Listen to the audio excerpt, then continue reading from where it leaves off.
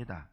예수께서 산에 올라가 가르치시면서 가장 처음 하신 말씀입니다. 이게 굉장히 중요합니다. 아시겠지만 스피치에서 강조할 것은 가장 첫 번째 놓습니다. 우리 신앙생활의 초석이라고 할 수 있는 말씀이죠. 신앙의 기초입니다. 단추로 말하면 첫 단추입니다.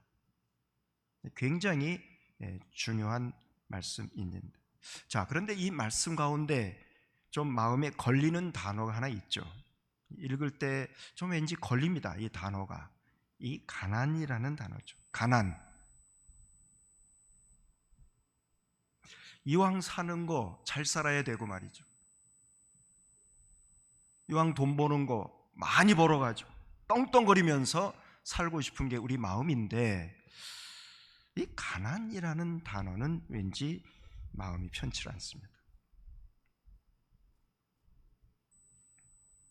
그런데 오늘 하나님께서 우리에게 너희가 천국에 들어가고 싶다면, 천국 백성으로 살고 싶다면 심령이 가난해야 한다, 이렇게 말씀하고 계십니다.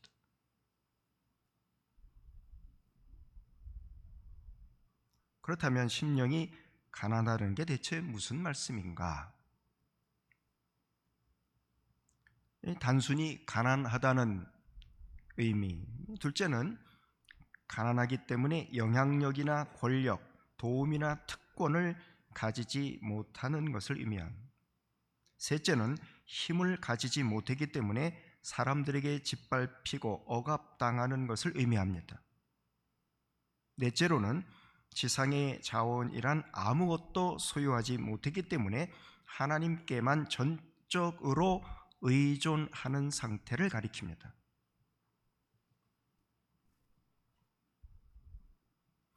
성경의 첫 번째 책 창세기를 보면 우리가 어떤 존재이며 어떤 태도로 살아가야 할 것인지를 잘 가르쳐주고 있습니다. 창조의 핵심은 바로 모든 피조물이 하나님께 철저히 의존되어 있다는 것입니다. 우리는 스스로 존재할 수 없으며 자립의 능력 또한 없습니다. 사람들이 흔히 말하듯이 인간은 홀로 설 수 없는 존재입니다. 우리의 존재와 소유 모두를 하나님께로부터 받아서 살아가고 있습니다. 우리는 우리 자신의 주인이 아니올시다. 우리는 창조 질서의 일부이며 전적으로 창조주 하나님을 의지하며 살아가야 하는 존재인 것이죠. 타락이란 무엇인가? 타락. 하나님을 의지하는 것을 거부하고 하나님께로부터 떠나는 것입니다. 하나님의 은혜를 거절하는 것입니다. 당신 없이도 나 잘 살 수 있어. 그것이 바로 타락이요, 하나님의 마음을 아프게 하는 것입니다. 에이브러함 링컨은 평소 신앙생활의 10계명이라는 것을 정해놓고 그것을 중심으로 신앙생활한 것으로 유명합니다. 첫째, 나는 주일을 거룩하게 지키며 열심히 예배를 드릴 것이다. 둘째, 나는 날마다 성경을 읽고 실천할 것이다.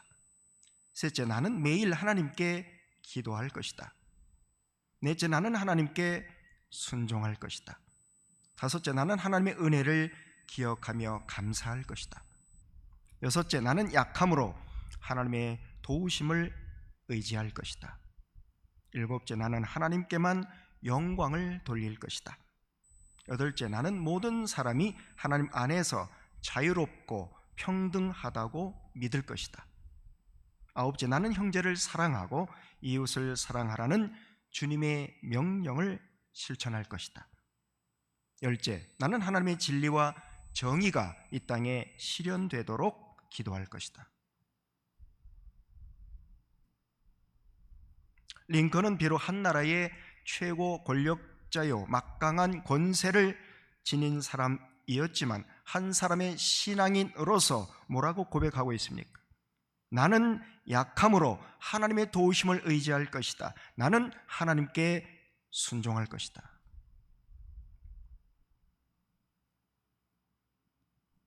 믿음이란 하나님께서 주시는 은혜가 아니고는 아무것도 할 수 없음을 알고 전적으로 하나님께만 의지하는 것입니다. 따라서 자신만을 위하고 자기의 뜻만을 주장하고 스스로 의인임을 자처하며 나아가 자기 자신을 믿고 또한 자기를 높이는 교만, 이러한 교만은 비록 적은 것이라 하더라도 하나님 나라에 들어가는 문을 막아서 그 나라의 축복을 소유하지 못하게 만듭니다. 세상에서 권력 있는, 권세 있는 자리에 오르기 위해서는 수없이 오르는 그 상승의 과정을 거치게 되죠. 계속해서 올라갑니다. 올라가죠. 또 다음 자리, 또 다음 자리, 또 다음 자리. 높은 것을 추구합니다. 그러나 영원한 천국 보좌에 이르는 길은 수없이 아래를 향해 내려가는 겸비의 단계를 거쳐야 합니다. 만일 우리가 남을 다스리기 원한다면 먼저 나 자신이 그들보다 낮아져야 하며, 또한 우리가 남보다 높은 지위에 오르기 원한다면 그들 앞에 무릎을 꿇을 수 있어야 할 것입니다. 영원한 천국에서 주님과 함께 천국 잔치에 참여하기를 소망한다면 허리에 수건을 두르고 제자들의 발을 씻기시던 우리 주님의 그 겸손을 먼저 배워야 할 것입니다. 그렇습니다. 신앙과 겸손은 떼려야 뗄 수 없는 동전의 양면과 같습니다. 신약 성경에 보면 예수님을 크게 감동시켰던 두 사람이 나오죠. 한 사람 로마 백부장, 다른 한 사람 이방의 여인.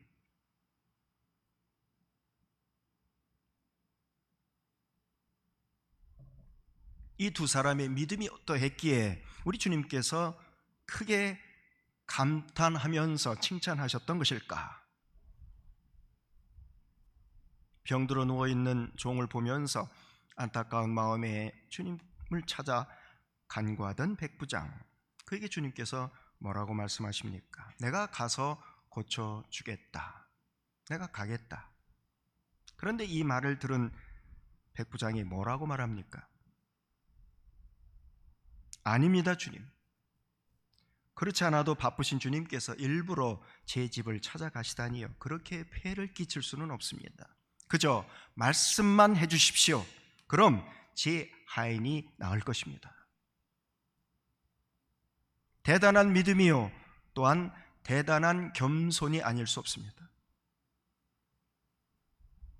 자기의 딸의 병을 고치기 위해서 주님께 나온 이방 여인, 그 그녀가 주님께 간청합니다. 나를 불쌍히 여기셔서 내 딸의 병을 좀 고쳐주십시오. 그러나 주님, 무엇 때문인지 냉담하다 못해 아주 매몰차게 대하시죠. 자늘의 떡을 취하여 개에게 줄 수 없다. 개 취급합니다. 어떻게 이럴 수가 있나? 그럼에도 그녀가 뭐라고 말합니까? 맞습니다, 주님. 그러나 개도 상에서 떨어지는 부스러기를 먹지 않습니까? 그거라도 좋습니다. 주님께서 감탄하시면서 말씀하십니다. 여자여, 내 믿음이 크도다. 모든 은혜의 근원, 모든 신앙과 진정한 예배의 뿌리는 과연 어디에 있는 것일까? 그것은 곧 우리는 하나님께로부터 받은 것 외에는 아무것도 스스로 가진 것이 없다는 것을 확실히 알고 내가 사는 길은 오직 하나님께 있음을 인정하면서 겸손히 참으로 겸손히 주님 앞에 머리를 숙이는 것이 아니겠습니까? 어느 목사님이 한 성도가 병원에 입원해 있다는 소리를 듣고 신방을 갔습니다. 자, 이분 위독한 상태, 이제 죽음을 목전에 두고 계십니다. 목사님, 이대로 세상 떠나게 하면 안 되겠다, 안타까운 마음에 찾아가서 누가복음 23장에 나오는 강도 이야기를 들려주십니다. 마지막 순간에 구원받았던 강도처럼 그 마지막 돌아가시기 전에 구원받기를 간절히 원한 것이죠. 선생님, 예수님이 십자가에 돌아가실 때 함께 그 처형당한 강도 마지막 순간에 회개하고 구원받았습니다. 선생님, 지금이라도 이 강도처럼 회개하고 예수 믿으세요. 그런데 그 사람 다 죽어가는 목소리로 이렇게 말하는 것입니다. 목사님, 나는 강도가 아닙니다.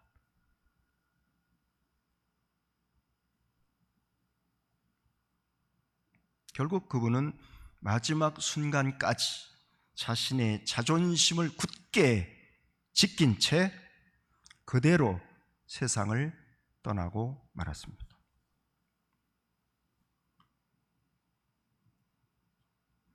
마음이 가난하게 되는 길은 오직 하나님만이 의로우시다는 것을 인식하는 것이며, 따라서 내가 구원받을 수 있는 길 오직 주님을 믿고 의지할 때에, 다시 말하면 하나님께로부터 오는 그 영생의 선물을 믿음으로 받을 때만 가능하다는 그 사실을 인식하는 것입니다.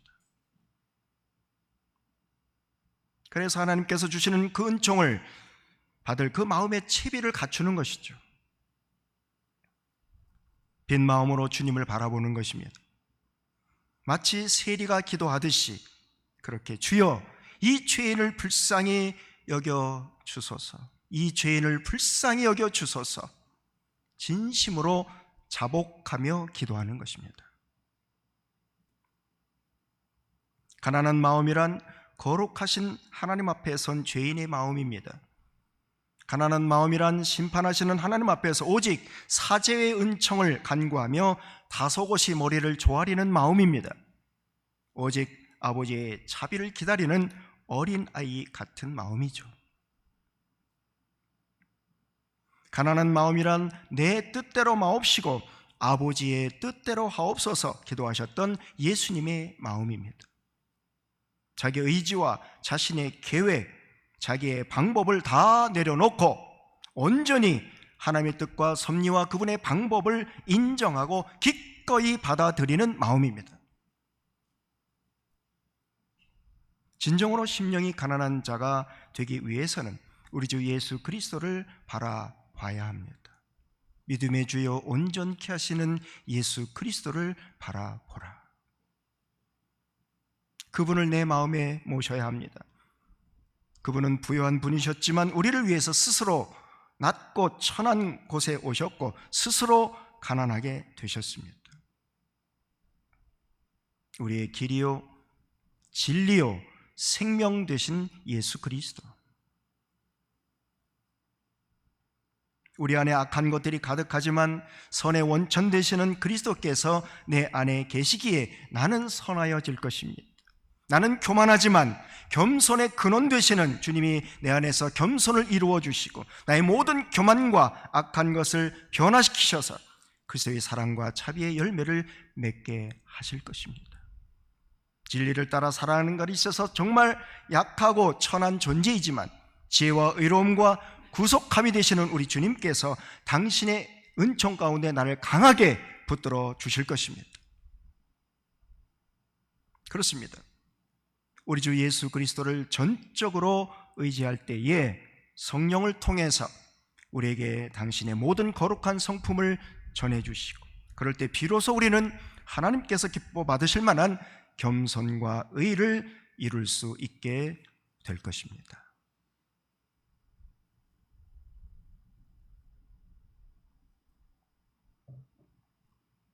온유하고 겸손하신 어린 양 예수 그리스도의 형상인 우리 마음 가운데 이루어질 때 비로소 우리는 우리 자신을 잊어버리고 남을 축복하는 것으로 나의 축복을 삼을 수 있고, 연약한 사람을 높여주는 것으로 우리의 영광을 삼을 수 있게 될 것입니다.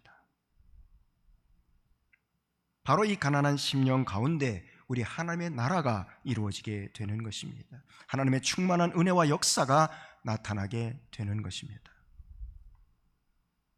심령이 가난한 사람, 겸손한 자에게 시기와 질투란 존재하지 않습니다. 겸손한 사람은 다른 사람들이 섬김과 존경을 받는 그런 모습을 볼 때에 기쁨으로 하나님을 찬양합니다. 다른 사람은 칭찬을 받고 자기는 오히려 천대를 받고 무시를 당한다 해도 묵묵히 참을 수 있습니다. 마치 사도 바울과 같이 하나님의 임재 앞에서 나는 아무것도 아니라고 한 그 모습을 닮아가는 것이죠. 심령이 가난한 사람, 예수께서 자기의 기쁨을 찾지 않으시고 자기의 존귀를 구하지 않으시고 오로지 하나님만 높이셨던 바로 그 마음을 갖고 살아가는 것입니다. 함께하는 사람들의 실수와 죄를 보고 날카로운 말로 책망하고 싶은 유혹을 받을 때에도 겸손한 사람, 서로 참음으로 용서하기를 그리스도께서 너희를 용서해 주신 것 같이 하라는 그 말씀을 기억하면서 사랑으로 권면하는 길을 모색하게 되는 것입니다. 여러분 기억하십시오. 비록 하나님 앞에서는 겸손하다 할지라도 사람 앞에서 겸손하지 못하다면 그 겸손은 아무것도 아니올시다.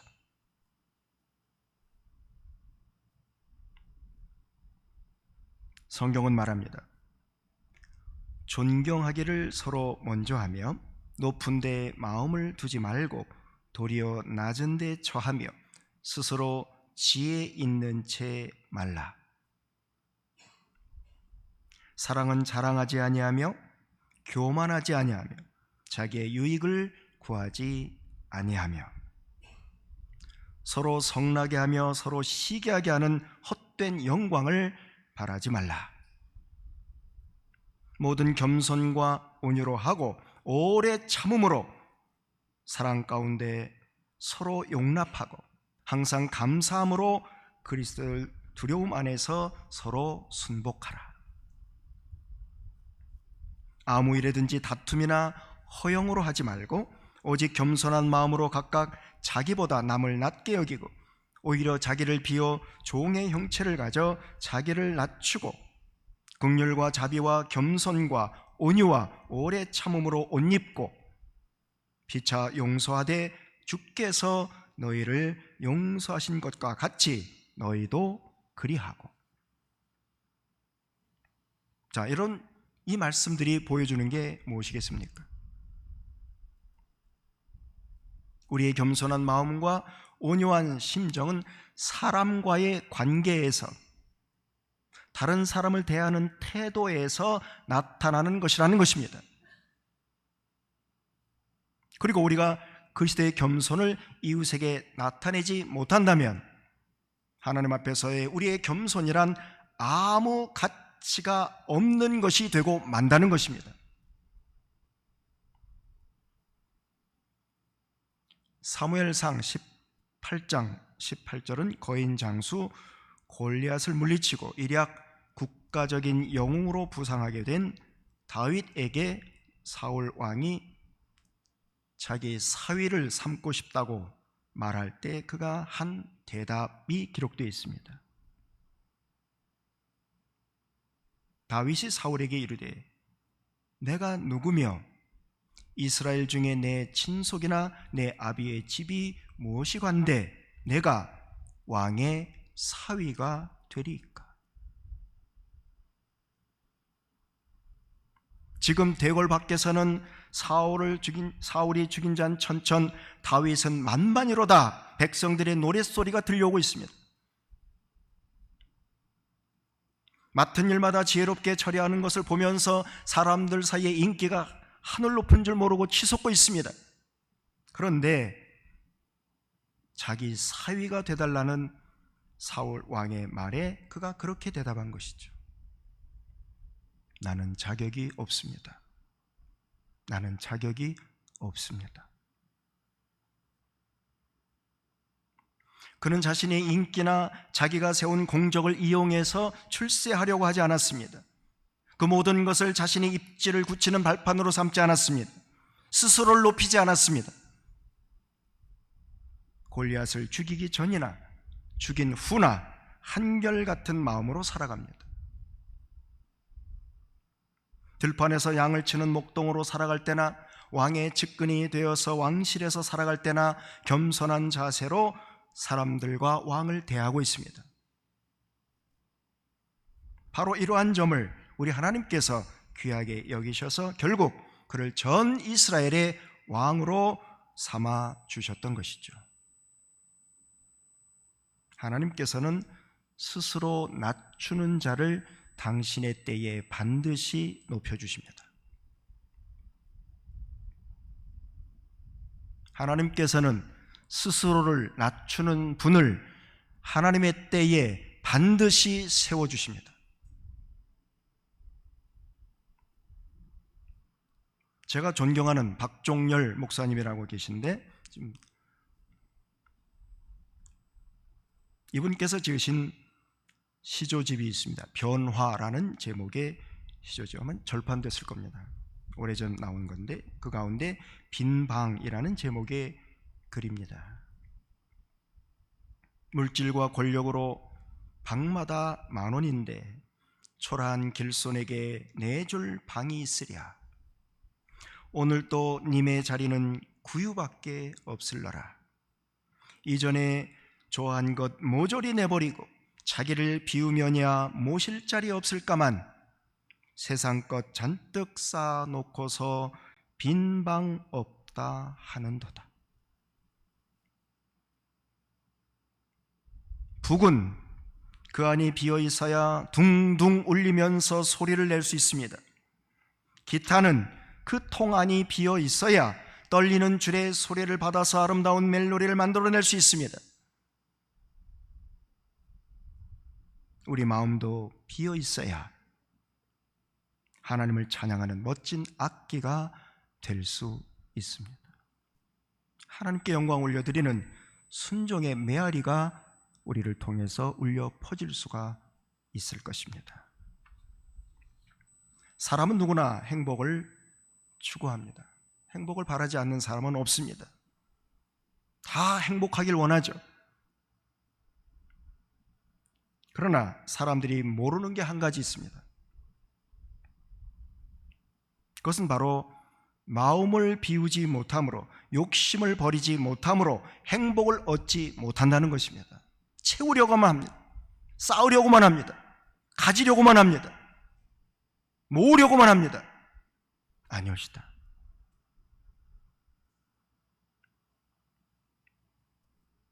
내가 좀 더 주면 될 것을, 내가 조금 손해보면 될 걸, 내가 조금 힘이 들면 될 것을, 내가 좀 더 기다리면 될 것을, 내가 좀 더 양보하면 될 것을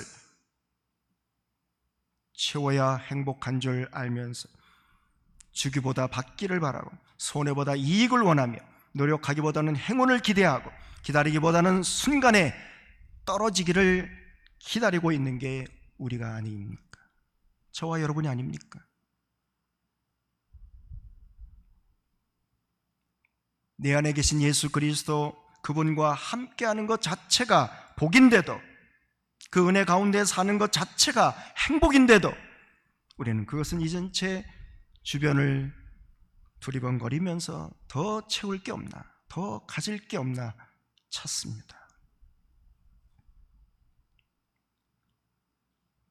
오늘 하나님께서는 우리에게 참 행복의 길을 가르쳐 주십니다. 마음이 가난한 사람 행복하다. 하늘나라가 그들의 것이다. 마음이 가난한 사람 행복하다. 하늘나라가 그들의 것이다.